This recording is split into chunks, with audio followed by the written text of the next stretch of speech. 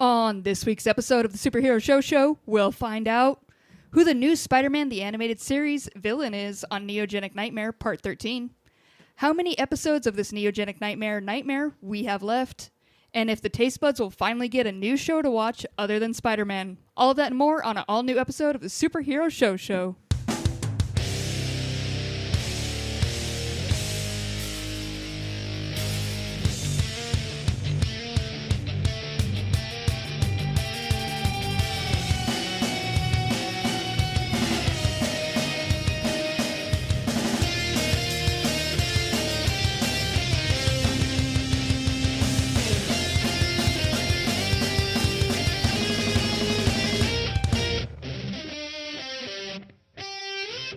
What's up, nerds? Welcome to the Superhero Show, a podcast that watches only the best of the best comic book-based TV shows and reviews only those. If you're here and you're like, wasn't that the show that suffered? Not no more. It's creme de la creme now, baby. Speaking of creme de la creme, I have two creme de la panelists. First of all, there's Ryan. Wow.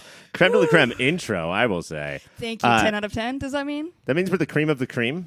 Yeah, creme de la creme. Yeah. I guess we're the cream of the cream.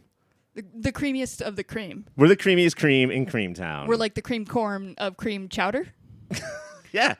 That's how, Yeah. Listen to us for all of your, we're not going to give you corn chowder recipes. What we're saying is that we are corn chowder. When you hear us, you're like, this is like cream corn clam chowder going down the ears. Can you have a chowder without clam? Like every chowder has clam and then whatever else you have, right? Yeah.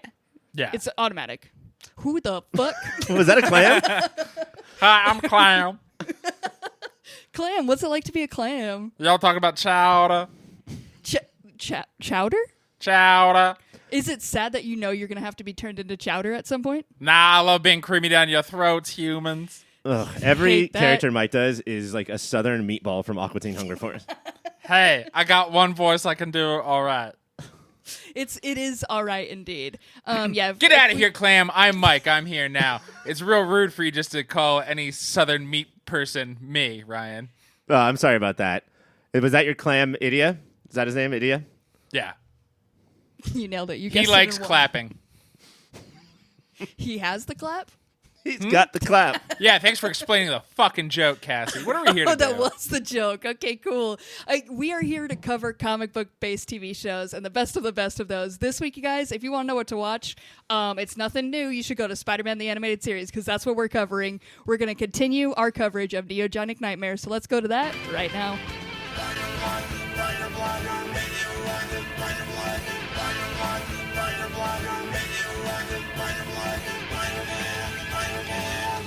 Welcome to S Tasmania Bitch, a mini show within a show where we take an in-depth, episode-by-episode look at the seminal and underrated afternoon cartoon in the mid-90s, Spider-Man the Animated Series. This week, we're continuing Neogenic Nightmare. We're on Chapter 13. And when we start off, we are in a board meeting that's happening in the middle of the night, which, you know, that's how board meetings do. They look pretty bored to me, Cassie. Oh. John Lovett is on break from Pod Saves, doing something else, so I'm here to wedge in every hacky fucking joke I can say into the conversation. You got to bring that love it energy. We all, even though we all as a society should be saying leave it, some people still love it. He gave us the option. Do it. There's something weird going on at this board meeting, I noticed. They're voting out somebody because he's too old, and then electing the psychopath instead. Yeah. Does that sound familiar? Not Succession. Nothing I can think of. Oh, it's probably Succession. Succession. It's That's probably the it. real-life show Succession. The reason I think it's in the middle of the night is in my head, Norman Osborne has been pestering and monologuing for 10 hours. It honestly felt like that, the way everyone was reacting. But we do have Osborne at one end, and then there's a telephone at the other end. And that's the villain, Phony Man. And he gets called out for the other person who was on the line had to call in because he's too feeble and old. He couldn't even show up to the board meeting, and that's why he needs to leave. It cuts to the phone, and you can hear the Vulture being like, "Shut up! I could come if I wanted." And then, so he's like, I can't make it to the board meeting, but I can put on my Vulture suit and fly out this window right here and now. Don't even test me.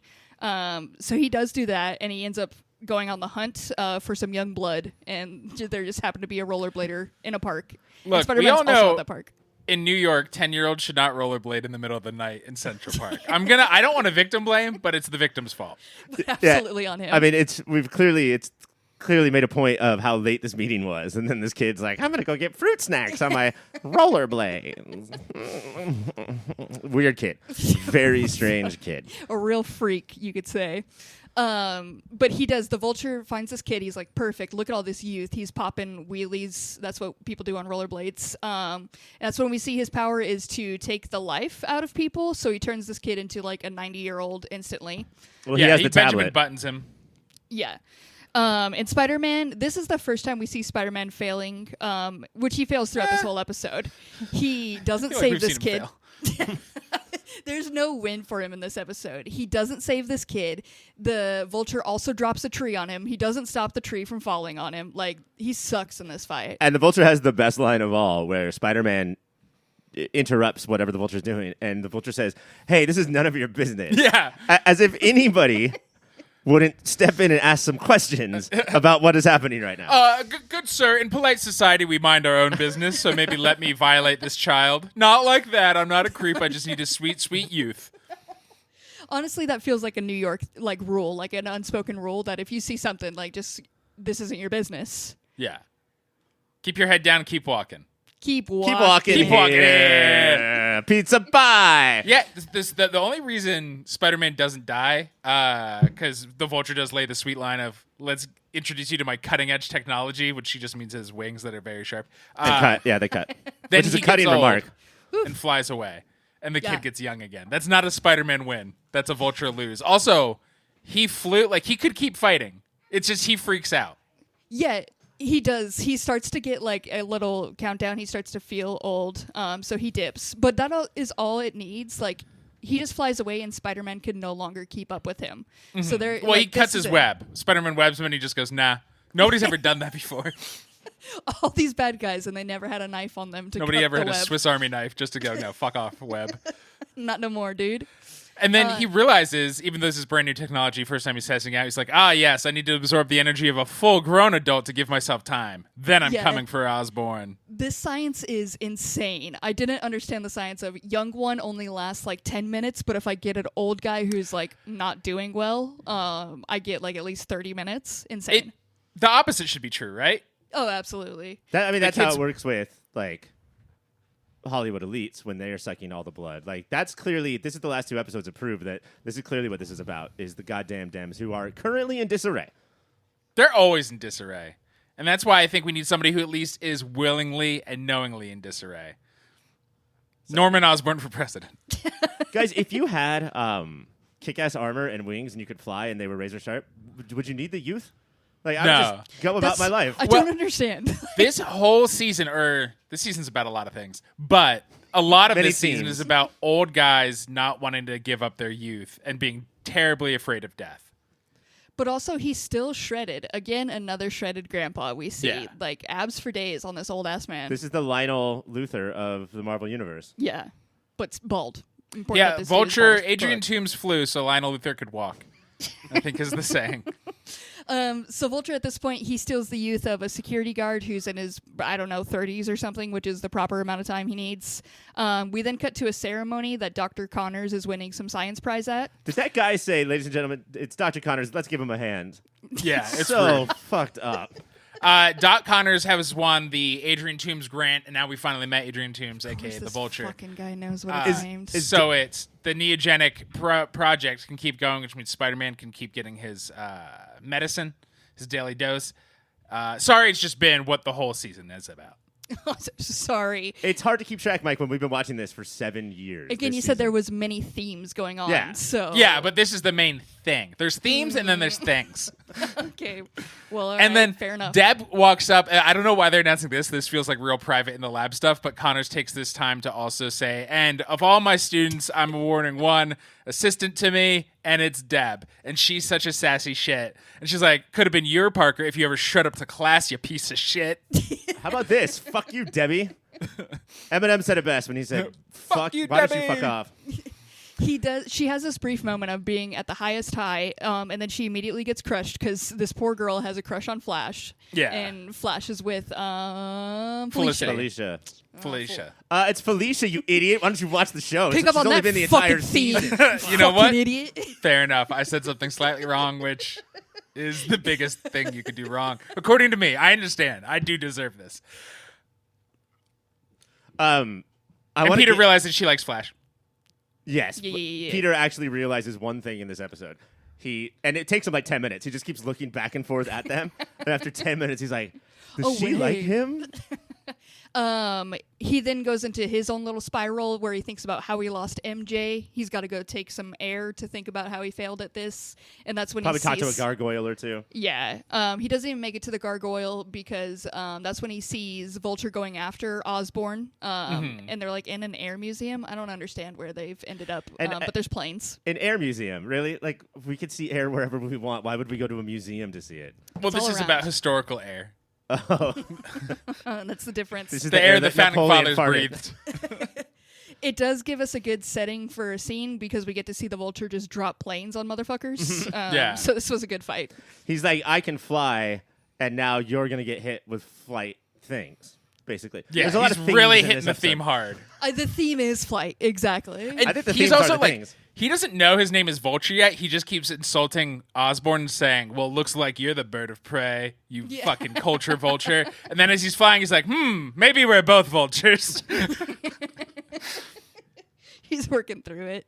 But then this is another fight where Peter doesn't save the dude. Well, he saves him from falling at least, but he doesn't catch the Vulture. The Vulture just flies off again. Yeah. As he starts to turn into an old fuck. And then do we cut the next day and it's the park? It's this play? Spider-Man does take a picture of him. Oh, yeah. He's like, well, I can't catch him, but I'll do this. And then he goes to the Daily Bugle cutting-edge computer and goes, enhance. And then Enhance. figures out who it is. He says that the facial recognition technology, well, I mean, it's got a 35% chance of error, but 35%, you stupid bitch? That's so close to half of the time. Why was this such a key part of it? Like, it did find the right dude. Yeah. Are we sure? I don't know. There's this one shredded grandpa who's bald and only wears a robe. It could be this guy. You're like, yeah, that's him. It would be awesome if the picture just printed out that rollerblading kid and Spider-Man went and beat the fuck out of that old bitch. You were the bad guy the whole time. No, and then we flash to Flash is visiting Deb in the new lab. Oh, yeah. And Arthur Anus comes in and he stops Flash from flirting with Deb so he can flirt with her heavily, even though he's now her like pseudo boss. He's like Tomb's second in command. And he's like, everybody should leave but me and this young college girl. Okay, you like, fucking 30-year-old freak.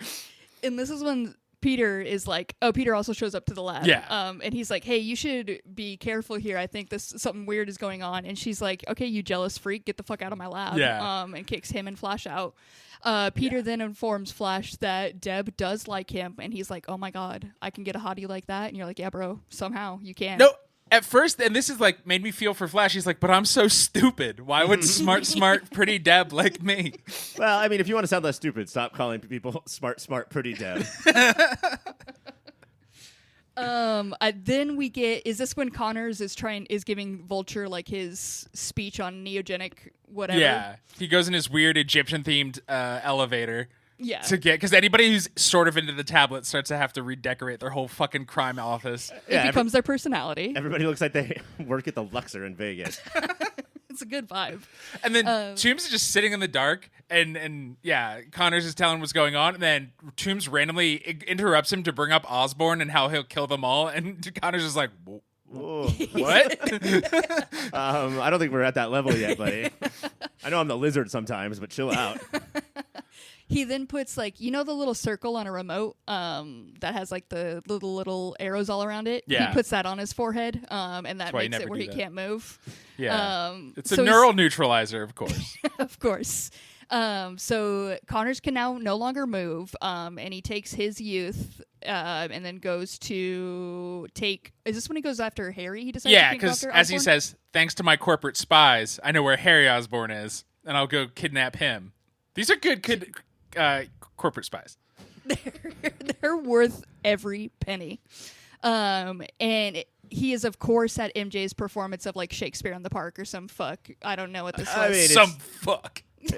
It's Faust, so that's not Shakespeare, but But she's Of dressed. No matter course. what play she's in, she dresses like she's in a Shakespeare play. no, it's also that like Southern Belle that she was in the first Spider-Man movie. Yeah, It's like that's how she always looks. it's wear your own clothes, and that's what MJ chooses to wear. And she invited Peter there, and he's like, "This is weird," because she kind of dumped my dumb ass. But she got a letter from her dad who abandoned her years before, and she's like, "Well, your parents are dead, so I thought you might know how to deal with them coming back. Can you come with me on Wednesday?" Which, let's be honest, Mike, you and I have done that to each other, so Yeah. that has happened. This subplot was insane. Like, she has the letter with her, and she's like, okay, well, now time to go on stage. And he's like, maybe I still have a shot with her. I was like, I guess, dude. I don't know. So our douchebag Pete is like, "Oh, she's really vulnerable and hurting right now and said she needs a friend. I bet I could tap that." I can get there. But Vulture, of course, disrupts this play, but also makes the play more awesome because everybody was falling asleep during it. Yeah.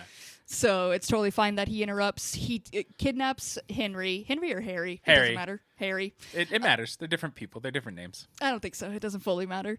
And this is like another time when Spider-Man barely saves a person. Like, again, he saves him from being dropped, but only a little bit because then Spider-Man does drop him onto Mary Jane. Well, he says, then- pretend like you're the lead in Peter Pan, so then you're allowed to do whatever you want to that guy. And then they dry hump. Yeah. That's when you land on somebody, you don't have to dry hump them. I think Why we not? saw different versions, but I'm not. At this point, I can't remember what happens. We learned the wings are pockets as well, because like a la Looney Tunes, because Vulture just starts pulling stuff out of them. Like he pulls out a gun from the wing to shoot at Spider-Man, Giant and just mallet. puts it right back into the feathers.